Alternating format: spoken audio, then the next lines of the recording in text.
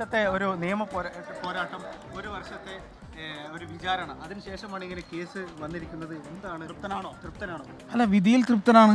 കാരണം വളരെ ഇത് ഒരു ഡയറക്റ്റ് എവിഡൻസ് ഇല്ലാതെ സാഹചര്യ തെളിവുകൾ മാത്രം നിരത്തിക്കൊണ്ടാണ് ഈ കേസ് മുന്നോട്ട് പോയത്. ഇതിൽ കണ്ട ദൃക്സാക്ഷികൾ ആരുമില്ല. ഇതിൽ നമുക്ക് പ്രധാനപ്പെട്ടതായി പറയാനുള്ളത്, മനുഷ്യർ ചിലപ്പോൾ നുണ പറഞ്ഞേക്കാം, പക്ഷേ ശാസ്ത്രം നുണ പറയില്ല. സയൻസ് വിൽ നെവർ സ്പീക്ക് ലൈ എന്നാണ്. ഇതിൽ പ്രധാനമായും പ്രോസിക്യൂഷനെ സഹായിച്ചത് ശാസ്ത്രീയ തെളിവുകളാണ്. ശാസ്ത്രീയ തെളിവുകൾ എന്ന് പറഞ്ഞാൽ ഈ കൃത്യം നടന്ന സംഭവ സ്ഥലത്ത് നിന്ന് ലഭിച്ച നബീസ എന്ന മരണപ്പെട്ട സ്ത്രീയുടെ തലമുടിയും പോസ്റ്റ്മോർട്ടം ചെയ്യുന്ന സമയത്ത് ഡോക്ടർ ശേഖരിച്ച മുടിയും സിമിലർ ആണ് എന്ന് ഫോറൻസിക് എക്സാമിനേഷനിൽ വന്നു.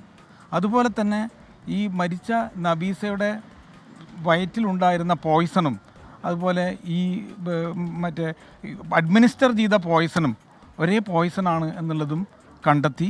പിന്നെ ഇതിൽ ഒരു പ്രധാന വാദമുണ്ടായിരുന്നത് ഇത് ആത്മഹത്യയാണെന്നാണ്. ഈ ഒരു വ്യാജമായ ഒരു ആത്മഹത്യാക്കുറിപ്പ് പോലും ഈ പ്രതികൾ എഴുതി ചേർത്തിരുന്നു.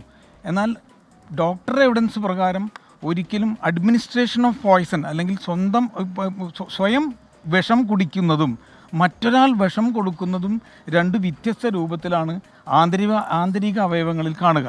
അതായത് സ്വയം പോയ്സൺ കഴിക്കുകയാണെങ്കിൽ അത് സ്റ്റൊമക്കിലേക്കാണ് എത്തിച്ചേരുക.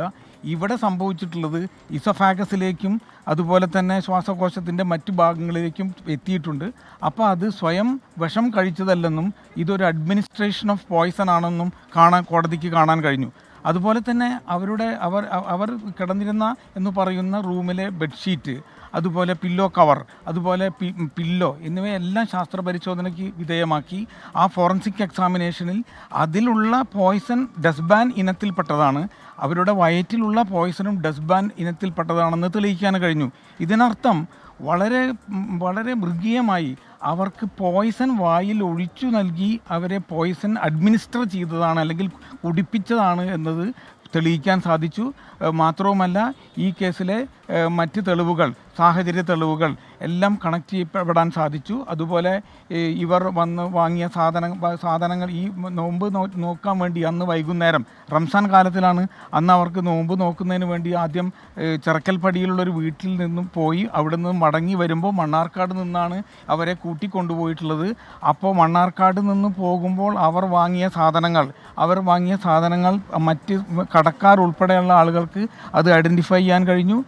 അത്തരത്തിലുള്ള തെളിവുകൾ കോർത്തിണക്കി ഒരു ഗ്യാപ്പില്ലാതെ ഈ ചെയിനിൽ ഒരു മുറിവില്ലാതെ എല്ലാ കണ്ണികളും കോർത്തിണക്കിക്കൊണ്ടാണ് ഒരു സാഹചര്യ തെളിവിൻ്റെ അടിസ്ഥാനമാക്കി ഈ മർഡർ കേസ് തെളിയിക്കാൻ കഴിഞ്ഞിട്ടുള്ളതെന്നാണ് പറയാനുള്ളത്. ഫസീലയ്ക്ക് ഇതിലൊരു വൈരാഗ്യം ഉണ്ടെന്ന്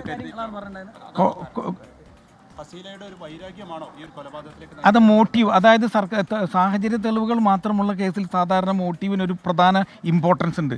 ഈ മോട്ടീവ് പ്രൂവ് ചെയ്യുന്നതിന് വേണ്ടി ഫസീല എന്ന് പറഞ്ഞ രണ്ടാം പ്രതി ഈ മരിച്ച ഉമ്മയുമായുള്ള പ്രശ്നങ്ങൾ, അത് സ്വർണം കാണാതെ ആയതിനെ സംബന്ധിച്ചും അതുപോലെ തന്നെ അവർ സ്വർണം എടുത്തവളാണെന്ന് പറഞ്ഞു നടന്നു എന്നതിനെ സംബന്ധിച്ചുമെല്ലാം കൃത്യമായ തെളിവുകൾ വന്നിട്ടുണ്ട്. അപ്പോൾ ഈ ക്രൈമിനുള്ള മോട്ടീവ് തെളിയിക്കാൻ പ്രോസിക്യൂഷന് കഴിഞ്ഞിട്ടുണ്ട്.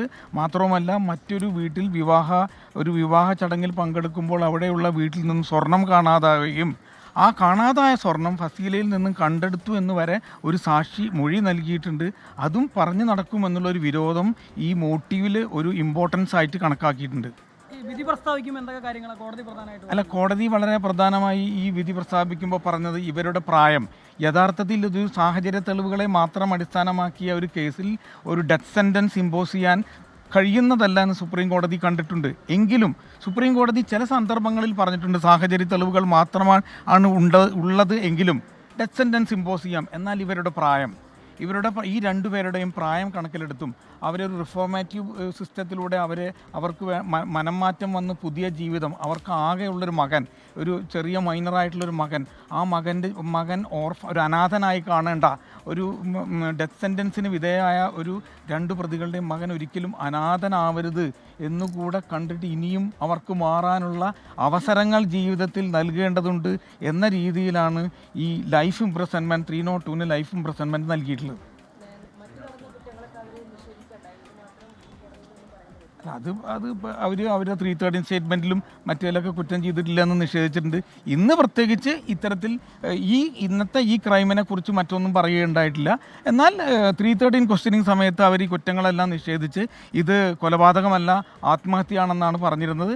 ഇവർ തന്നെ എഴുതി തയ്യാറാക്കിയ ആത്മഹത്യാക്കുറിപ്പും ഇവരെ കൊണ്ട് എഴുതിച്ച മറ്റ് ആത്മഹത്യാക്കുറിപ്പും ഫോറൻസിക് എക്സ്പേർട്ടിനെ കൊണ്ട് പരിശോധിച്ചപ്പോൾ ഇവരാണ് കൃത്രിമമായി ആത്മഹത്യാക്കുറിപ്പ് ഉണ്ടാക്കിയത് എന്നും പ്രോസിക്യൂഷന് കോടതി മുമ്പാകെ തെളിയിക്കാൻ സാധിച്ചിട്ടുണ്ട്.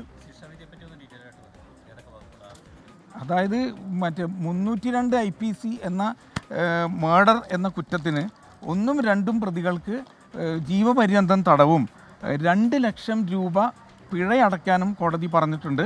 അപ്രകാരം പിഴയടച്ചില്ലെങ്കിൽ അധിക 2 വർഷം തടവിനും അവർ ശിക്ഷയ്ക്ക് വിധേയമാകണം.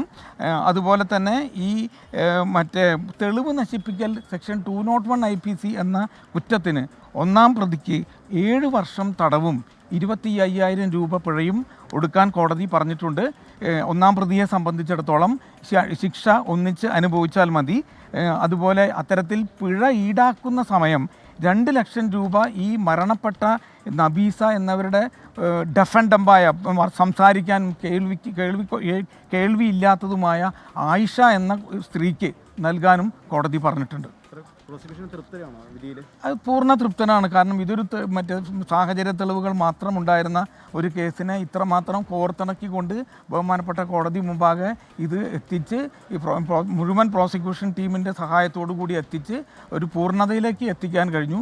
കോടതിയും അതുപോലെ വളരെ വിശദമായി പരിശോധിച്ച ഓരോ ആസ്പെക്ട്സും, അതായത് ഒരു ചെയിൻ ഓഫ് ഇവൻറ്റ്സ് ആണ്. ആ ചെയിൻ ഓഫ് ഇവൻറ്റ്സ് മുഴുവൻ പരിശോധിച്ച് കോടതി എല്ലാ ഇവൻറ്റ്സിനെ കുറിച്ചും ജഡ്ജ്മെൻറ്റിൽ പ്രതിപാദിച്ചായിരിക്കാം ഞാൻ ജഡ്ജ്മെൻറ്റ് മുഴുവൻ വായിച്ചിട്ടില്ല, എല്ലാ കാര്യങ്ങളും പ്രതിപാദിച്ചായിരിക്കും ഈ കേസിലെ വിധി പറഞ്ഞിട്ടുള്ളത്. പ്രത്യേകിച്ച് ഞാൻ നിങ്ങളോട് പറഞ്ഞ പോലെ ഈ സയൻറ്റിഫിക് എവിഡൻസ് ആണ് ഈ കേസിലെ ഒരു വലിയ പ്രാധാന്യം ഉണ്ടാക്കിയിട്ടുള്ളത്.